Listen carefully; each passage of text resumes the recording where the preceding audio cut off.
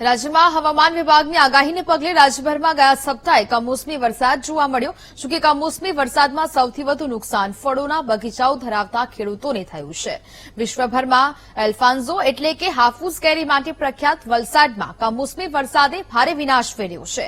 વલસાડના કપરાડા અને ધરમપુરના અંતરિયાળ ગામોમાં કરા અને વાવાઝોડા જેવા માહોલને લઈને કેરીના પાકને વ્યાપક નુકસાન થયું છે. મે મહિનો કેરીના ખેડૂતો માટે સૌથી વધુ આવક રળવાનો મહિનો છે. તેવામાં કમોસમી વરસાદ વરસતા સોનપરી, હાફૂસ, લંગડા અને કેસર કેરીના મોટાભાગના બગીચાઓમાં 80% તૈયાર થયેલી કેરી ખરી પડી છે, જેને લઈને ખેડૂતોની આવકમાં 60% નુકસાન થયું છે.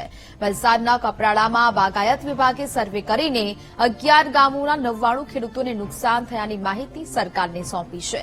તેવામાં રાજ્ય સરકાર દ્વારા નુકસાનીના રાજ્યભરના રિપોર્ટને આધારે વળતર જાહેર કરે તેવી શક્યતા છે. અમુક જગ્યાએ બરફના કરા સાથે વરસાદ પડેલો છે, એની સાથે વાવાઝોડું પણ આવેલું છે.